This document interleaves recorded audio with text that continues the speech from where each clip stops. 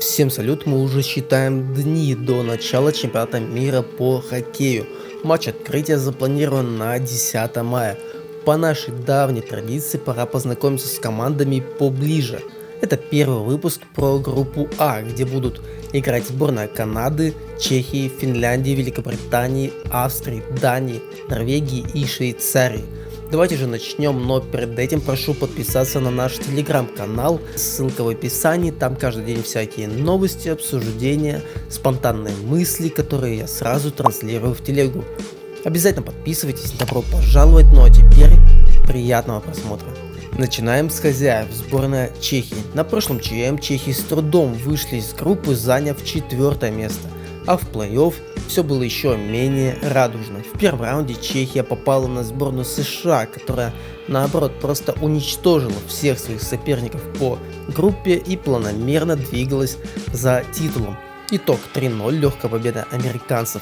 В апреле чехи очень активно играли товарищеские матчи, готовясь к турниру, и провели аж 6 матчей, по 2 со сборными Австрии, Словакии и Германии.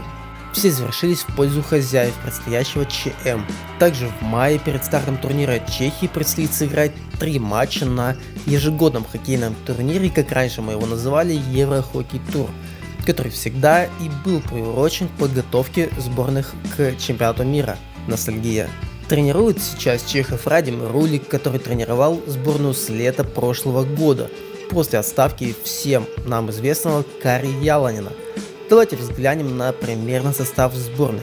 Из опытных сторожил это Гудос, Достал, Странский, Задина, Рута, Кубалик, Палат, Захорна, Мразик, Кречик и Носок. Из молодых и перспективных Шпачек, да и пока вроде все. Остальные пацаны возрастом по 25-30 лет, и все они из внутренних европейских чемпионатов, которые мало нам знакомы и интересны. Из НХЛ в ближайшее время никого не ожидаем, максимум Давида Пастернака, но не более. У чехов всегда соблюдается определенный баланс между атакой и обороной. Не идеальный, но такой достаточно уверенный. Именно за счет этих качеств они забирали большинство своих матчей на последних крупных турнирах. У чехов супер опытный состав, всем лидерам около 30, считаю, что это большой плюс, все парни отлично знакомы с атмосферой на подобных турнирах. Главное, чтобы огонь в глазах у них еще не погас, как бывает со многими хоккеистами, чей возраст подходит к тому, чтобы уже и подумывать о том, как провести старость. Чего вообще ожидать от этой сборной? Я думаю, как минимум выхода из группы со 2-3 места, попадание в плей-офф на условных немцев и ожесточенная борьба с ними в четвертьфинале. Я считаю, что у чехов хорошие шансы побороться за бронзу, но на это место будет претендовать еще несколько команд. О них пойдет речь далее. А сейчас сборная Канады традиционно возглавляет список фаворитов чемпионата мира по хоккею. В ее активе 23 победы на этом турнире, и последняя одержана в 2023 году. По составу информации пока не так много, так как последние официальные матчи кленовые листья проводили еще на Кубке Шпенглера в декабре 2023. Первый товарищеский матч Канада проводит как раз сегодня, в воскресенье, когда и выходит это видео, против сборной Австрии. На прошлом ЧМ Канада немного повеселилась, особенно в группе, проиграв Швейцарии и Норвегии, дав такую ложную надежду на то, что сборная не совсем готова к турниру, и не такой уж они и непроходимый соперник. Но в плей-офф все кардинально изменилось. Канада сначала не оставила мокрого места от Финляндии, затем от Латвии, а в финале канадцы отжарили саму Германию. Главным тренером кленовых листьев, как и в прошлом году, стал Андре Турини, который ранее работал с Аризона Койотс. Канадцы в прошлом году при нем выиграли золотые медали. Кто будет в составе, это пока доподлинно неизвестно, но некоторые игроки уже подтвердили свое участие. Джордан Биннингтон, Боум Байрон, Оуэн Пауэр, Кейден Гуля, Доусон Мерсер, Джаред Маккан, Брэндон Танев, Дилан Козенс, Конор Бедард и Маклин Сильбрини. Плюс еще Колтон Парайка. Пока информация такая. На первый взгляд не самый сильный состав, но это пока. Многие лидеры не освободились от игр плей-офф. Дальше, я думаю, будет намного интереснее, так как в заявке сборной команды Канады всегда для таких место вакантное найдется. Поговаривали, что даже Сидни Кросби приедет, так как тренерский штаб уж очень хочет защитить прошлогодний титул, но пока это лишь слухи. Все мы знаем, чего ожидать от такого НХЛовского состава.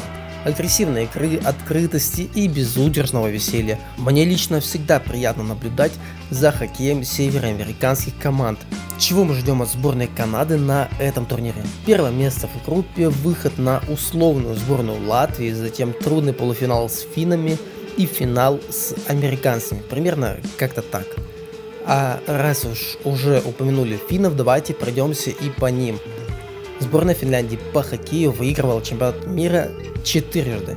Последний раз она становилась сильнейшей в 2022 году. Через год у себя дома финны смогли дойти только до четвертьфинала. Они показали значительно худший результат, чем прогнозировали эксперты.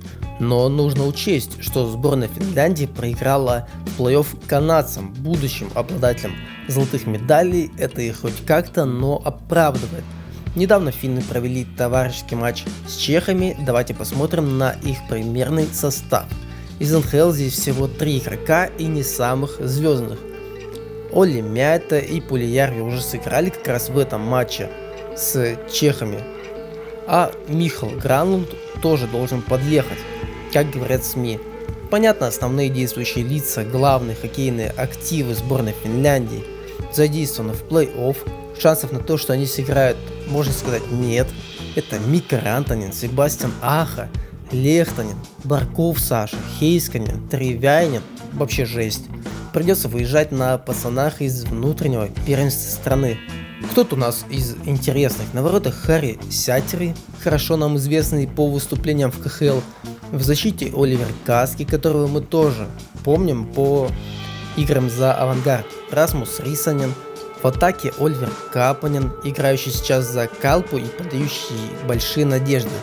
Пека Йормарка, игравший за Сибирь, Витязь и Йокерт, а остальные такие более-менее созревшие пареньки, ничем не примечательные, играющие в финской лиге, такие системные пацаны. Вы, конечно, скажете, состав-то слабый, откровенно слабый.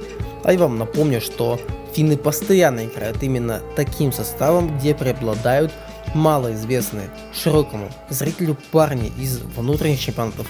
В том же 2022 году, когда были завоеваны золотые медали, был плюс-минус подобный состав, но может на пару звезд из НХЛ побольше. Учитывая различные факторы, можно сказать, что у финнов есть хорошие шансы пробиться минимум в плей-офф. А дальше как пойдет, многое будет зависеть от игры в обороне. Интриги добавляет тот факт, что скандинавы способны удивлять, показывать неожиданные, а иногда немыслимые результаты. Мы все знаем, что это такая темная лошадка, за которой нужно внимательно следить.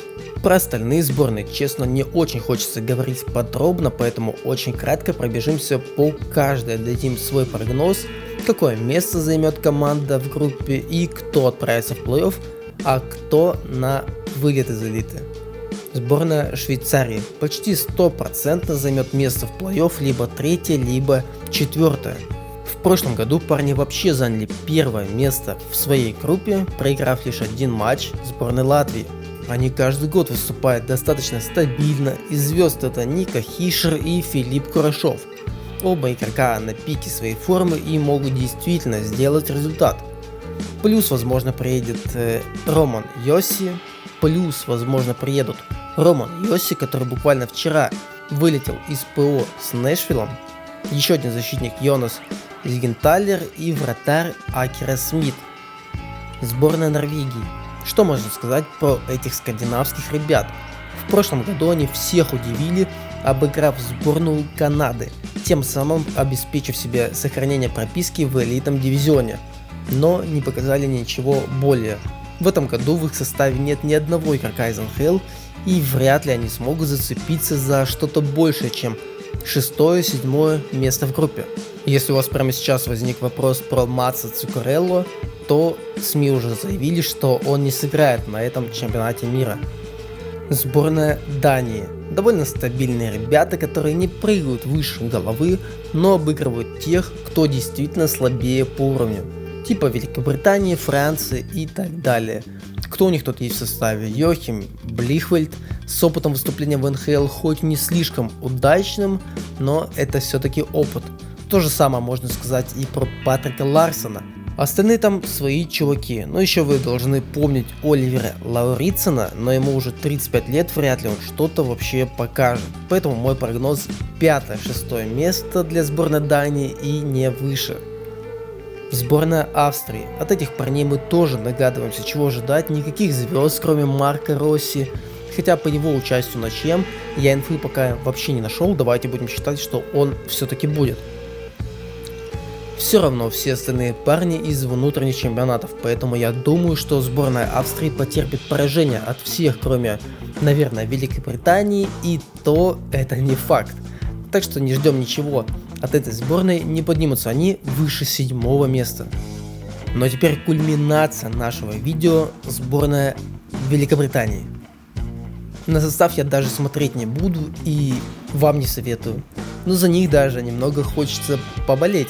Парни только поднялись из 2-го дивизиона, где уничтожали великую сборную Румынии, Китай и Польшу, возможно даже футбольную, судя по счету. На самом деле сборная Великобритании по хоккею команда с очень богатой историей. И если вы были бы подписаны на мой телеграм-канал, ссылка в описании, то знали бы, что вот я недавно там публиковал опрос, приуроченный как раз к старту чемпионата мира. Он у вас сейчас на экране. Вы бы знали, что они были сильны в начале 20 века.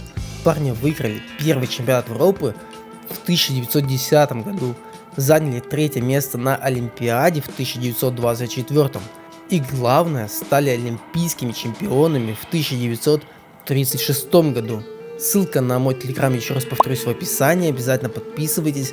Посты, новости, опросы ежедневно. Все очень интересно и полезно. Буду очень рад. А что касается Великобритании, надеюсь, они зацепятся хотя бы за 7 место, будут зубами вгрызаться, чтобы сохранить место в элите. Ну и на этом пока все. В среду, как вы помните, на этом канале выйдет видео про группу Б. Разберем, кто же главный фаворит этого турнира. Обязательно подписывайтесь на канал, ставьте лайк и не забывайте про Телеграм. По первой ссылке в описании. Спасибо за просмотр и всем больше хоккея. Но это их выбор, и я не могу на них их осуждать. Ну хотя осуждаю.